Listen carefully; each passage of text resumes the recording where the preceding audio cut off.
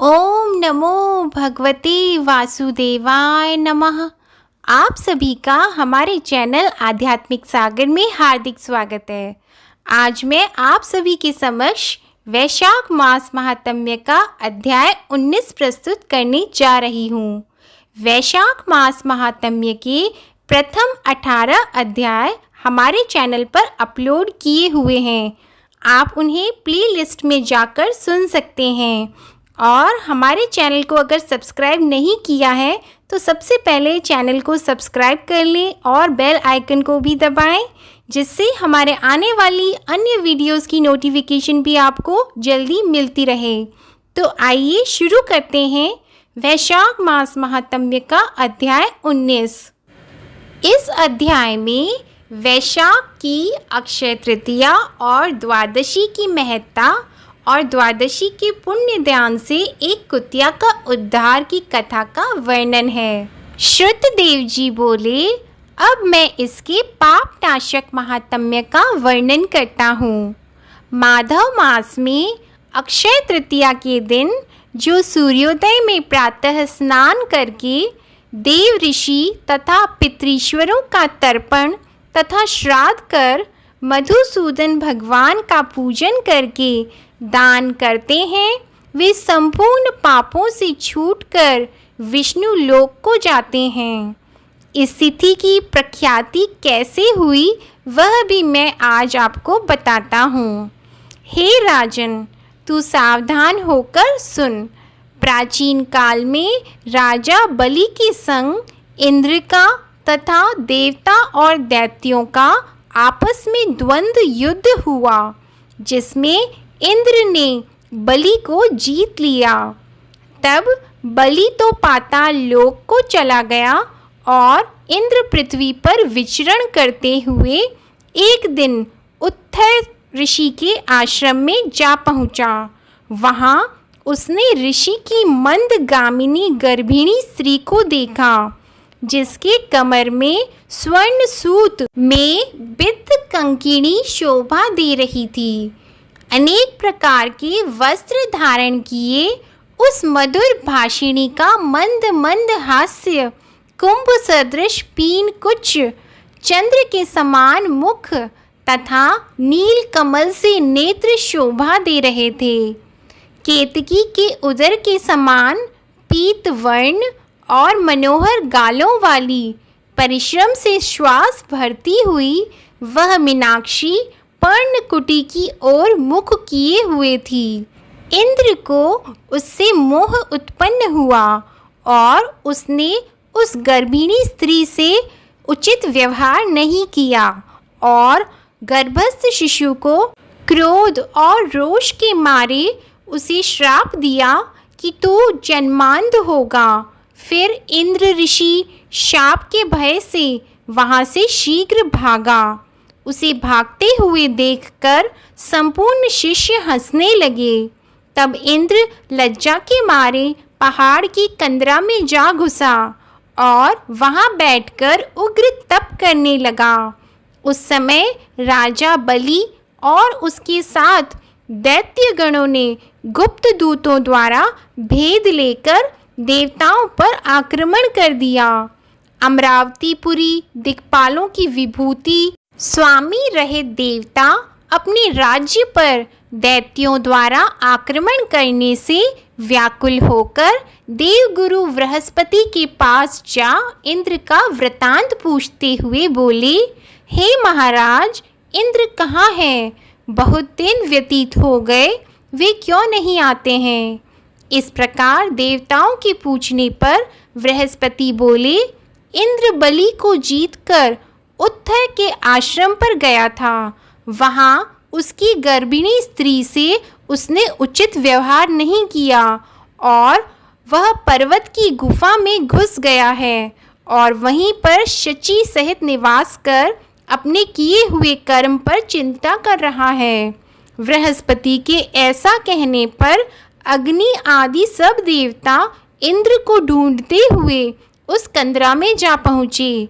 वहाँ उसकी प्रशंसा तथा नमस्कार करके इस प्रकार कहने लगे, हे इंद्र, तुम्हारे बिना स्थान भ्रष्ट होने से दैत्यों ने हमको बड़ा क्लेश दे रखा है। तुम चलकर शत्रुओं का दमन करो। ऐसी स्तुति सुन इंद्र गुफा से बाहर आया, पर लज्जा के मारे कुछ कह नहीं सका। तब बृहस्पति जी बोले, हे इंद्र, तू शंका अथवा सोच मत कर। संपूर्ण जगत कर्माधीन है। तुझको यह दुख प्रारब्ध से मिला है। गुरु की बात सुनकर इंद्र ने कहा, हे मानद, पर स्त्री गमन के दोष से मेरा बल और यश सब नष्ट हो गए हैं, इसलिए मैं यहाँ गुप्त वास कर रहा हूँ। इंद्र की यह बात सुनकर बृहस्पति सहित सब देवताओं ने मधुसूदन भगवान के प्रिय वैशाख मास में, जो सब तिथि बड़ी पुण्य रूपा होती है, उसमें शुक्ल पक्ष की अक्षय तृतीया के दिन बलि के बैरी इंद्र को स्नान, दान आदि सद्धर्म कराए, जिसके प्रताप से इंद्र में विद्या और मंत्र शास्त्र आदि में पूर्ववत शक्ति उत्पन्न होकर बल बढ़ गए तथा पर स्त्री गमन का दोष भी मिट गया। तब इंद्र ने देवताओं को साथ ले असुरों को जीत अक्षय तृतीया के महात्म्य से सब बंधनों से मुक्ति मिली और अमरावतीपुरी में प्रवेश किया। फिर सभी देवता इंद्र की आज्ञा पाकर अपने अपने घर जाकर पूर्ववत यज्ञ आदि में अपना अपना भाग लेने लगे। पितृश्वर पूर्वत पिंड भाग प्राप्त करने लगे। राक्षसों के हार जाने से मुनि भी स्वाध्याय तथा तप में संलग्न हुए। तभी से संसार में यह अक्षय तृतीया प्रख्यात है, जो देव ऋषि पितृगण को संतोष देने वाली और सभी मनुष्यों को भक्ति देने वाली सबसे पुण्यतम है। इसके बाद श्रुतिदेव जी बोले, हे राजन, इन सब पुण्य वर्धिनी तिथियों में शुक्ल पक्ष की द्वादशी संपूर्ण पापों का नाश करने वाली है। वैशाख मास में शुक्ल पक्ष के दिन बछड़े सहित गौ का दान करना, ब्राह्मण भोजन कराना तथा गंगा तट पर ग्रहण के समय दान करना, दुर्भिक्ष के समय प्रतिदिन करोड़ों मनुष्यों को भोजन कराने के बराबर है। इस दिन एक चुटकी अन्न देना भी कोटि ब्राह्मणों को भोजन कराने के फल के बराबर है। तुलसी के कोमल पत्तों से विष्णु भगवान को दूध द्वारा स्नान कराने से राजसूय और अश्वमेध यज्ञों के समान फल मिलता है। चंदन आदि का दान सायंकाल के समय करने से आने वाली व्याधियों से सदैव मुक्त रहता है। शालिग्राम शिला का दान करने से संपूर्ण पापों से छूटता है। यम, पितृगण, देवता और विष्णु भगवान के निमित्त दक्षिणा सहित जल का घड़ा, दही और अन्न का दान करना प्रयागराज में प्रतिदिन करोड़ों मनुष्यों को 1 वर्ष तक षट रस युक्त सुंदर भोजन कराने के बराबर है। शुक्ल पक्ष की त्रयोदशी के दिन दूध, दही, घी, मधुर मिष्ठान आदि पंचामृत से विष्णु भगवान को स्नान करा के पूजन करने वाला अपने कुल सहित विष्णु लोक को जाता है। सायंकाल शरबत दान करें, रसीली ककड़ी दान करें, ईख व आम का दान करें तो अपने सब पापों के कर्म बंधनों से छूटकर मुक्ति पाता है और उसकी संतान 100 पीढ़ी तक बराबर चलती रहती है। शुक्ल पक्ष की द्वादशी में जो कुछ भी पुण्य किया जाता है वह अक्षय फल को देता है। इस व्रत की प्रख्याति क्यों हुई वह भी मैं तेरे सामने कहता हूँ। इसके सुनने से पाप दूर होते हैं और यह अत्यंत मंगलकारी भी है। प्राचीन काल में कश्मीर देश में एक देवदात नामक ब्राह्मण हुआ था। उसकी मालती नामक एक पाप रूपी पुत्री सत्यशील नाम के बड़े विद्वान ब्राह्मण को ब्याही गई थी। उसका पति उसे अपने यवन देश को ले गया, परंतु वह रूप यौवन संयुक्ता कभी भी पति को प्रिय न हुई। वह उससे सदा द्वेष रखती थी।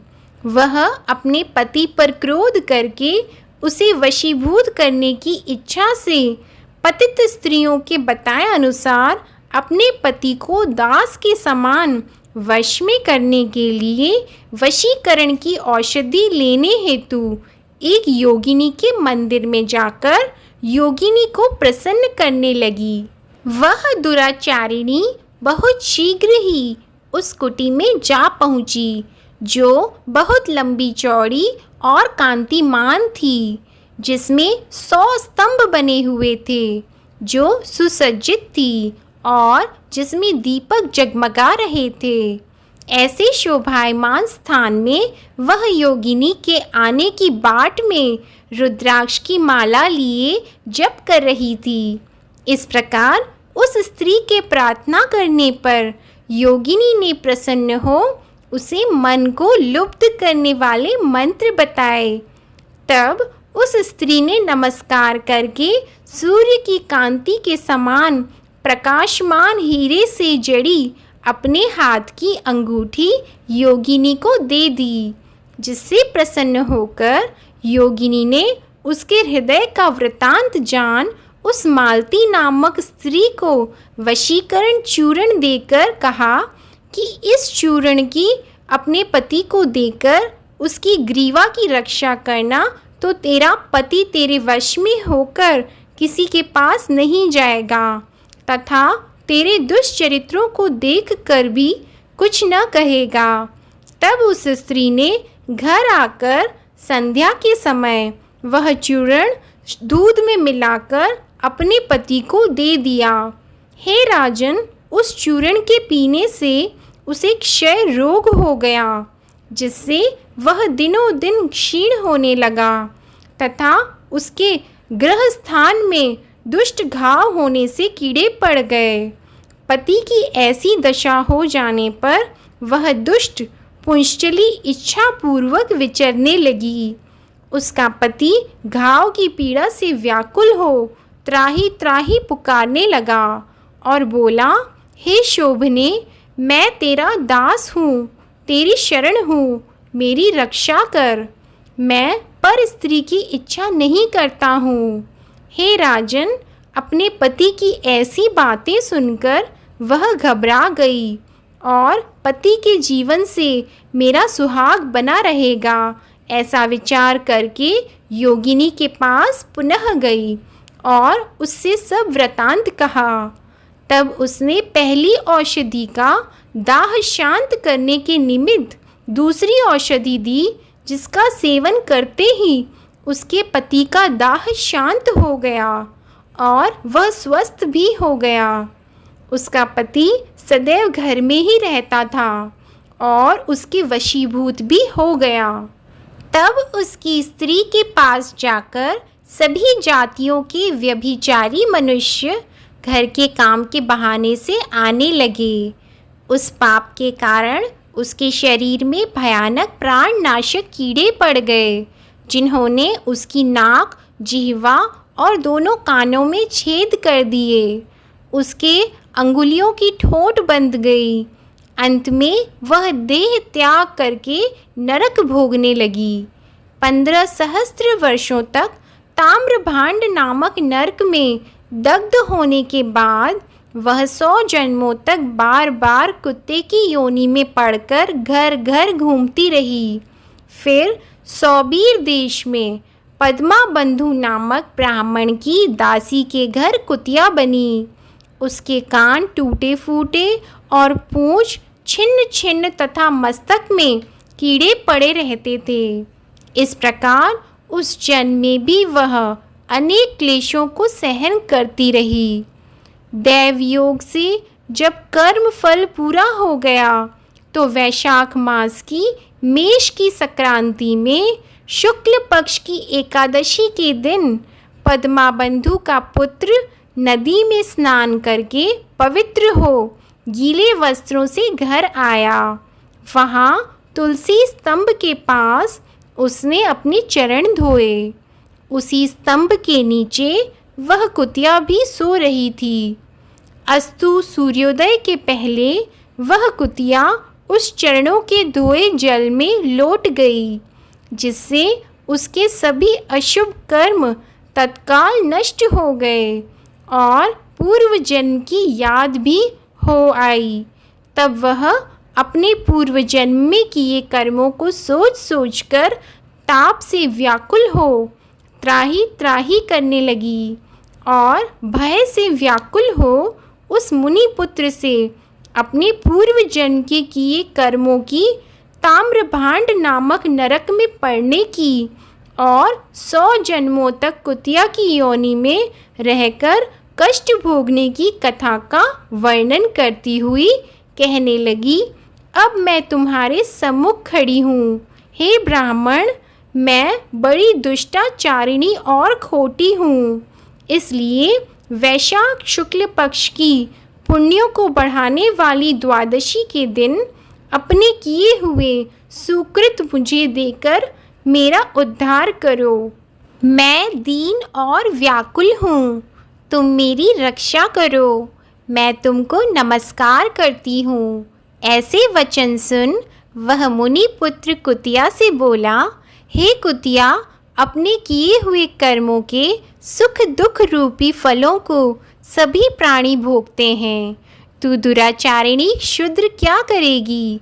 मुनि पुत्र के ऐसे कहने पर कुतिया अत्यंत दुखी हो चीत्कार करने लगी और उसके पिता से कहने लगी, हे पद्मबंधो, मैं तुम्हारे द्वार पर पड़ी हुई कुतिया हूँ। मैं तुम्हारी उच्छिष्ट रोटी नित्य खाती हूँ। तुम मेरी रक्षा करो। गृहस्थी महात्माओं के घर पर जो पड़े रहते हैं उनका उद्धार करना उनका आवश्यक कर्तव्य है। ऐसा न करने से वे भगवान के कोप से सदैव अपने सर्वस्व को नष्ट कर अंत में नरकगामी होते हैं। ऐसा वेद वेत्ताओं का मत है। यह कर्म कर्तव्य है। तुम दयालु हो, अतः तुम मुझ दुर्बुद्धि का उद्धार करो। दुखी कुतिया के ऐसे वाक्य सुनकर पद्मबंधु शीघ्र ही घर से बाहर आए और कुतिया से पूछने लगे, क्या बात है? तब वहाँ पर खड़े हुए मुनि पुत्र ने सब कथा का वर्णन किया। अपने पुत्र के वचन सुनकर वे विस्मित होकर बोले, मेरा पुत्र होकर भी तुमने यह क्या किया? हे पुत्र, साधुओं को ऐसे वाक्य कहना अनुचित है। देखो, चंद्रमा, सूर्य, पवन, पृथ्वी, अग्नि, जल, चंदन और महात्मा लोग सभी परोपकार में स्थित हैं। हे पुत्र, दधीची ने देवताओं के उपकार के लिए दैत्यों को महाबली जानकर अपनी हड्डी भी निकाल कर दे दी थी। राजा शिवी ने कबूतर के बदले अपना मांस काटकर दे दिया था और जीमूत वाहन नामक राजा ने भी महात्मा गरुड़ के लिए अपना जीवन दे दिया था। विद्वान ब्राह्मण तो सदा दया ही करते हैं। जैसे मेघ शुभ तथा अशुभ दोनों ही जगहों पर बराबर पानी बरसाता है तथा चंद्रमा चांडाल के घर में भी प्रकाश करता है, उसी प्रकार बार बार प्रार्थना करती हुई इस कुतिया के दुख को मैं अपने पुण्य के प्रभाव से दूर करूँगा। इस प्रकार पुत्र को समझाकर स्वयं पद्माबंधु ने कुतिया से कहा, हे कुतिया, मैं तेरे निमित्त द्वादशी के दिन किया हुआ पुण्य देता हूँ। तू अपने सब पापों से छूटकर विष्णु लोक को जा।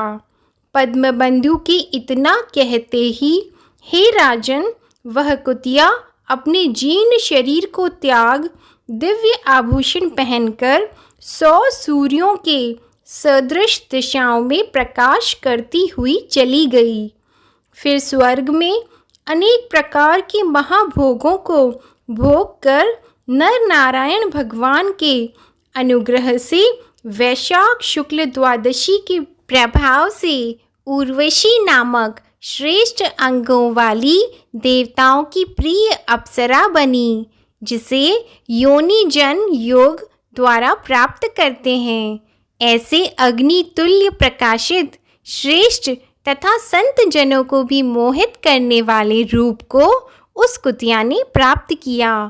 तत्पश्चात पद्मबंधु ने मधुसूदन भगवान की प्यारी तथा पुण्य बढ़ाने वाली इस तिथि को संसार में प्रख्यात किया। करोड़ों सूर्य ग्रहण और चंद्र ग्रहण से भी अधिक प्रभावशाली पुण्य रूपी और सब यज्ञों से अधिक ऐसी यह तिथि उस ब्राह्मण ने तीनों लोकों में प्रसिद्ध की। जय श्री कृष्णा। ओम नमो भगवते वासुदेवाय नमः। आज की कथा समाप्त हुई। आप सभी पर भगवान विष्णु और माता लक्ष्मी की कृपा सदा बनी रहे। आशा करती हूँ सभी श्रोताओं को वैशाख मास महात्म्य की कथाओं में आनंद आ रहा होगा। अगर वीडियो पसंद आए तो उसे लाइक करें, शेयर करें और नए हैं तो चैनल को सब्सक्राइब करें। कमेंट सेक्शन में ओम नमो भगवते वासुदेवाय नमः लिखना ना भूलें। अन्य कथाएं सुनने के लिए हमारे चैनल आध्यात्मिक सागर को सब्सक्राइब करें और बेल आइकन भी दबाएं। धन्यवाद।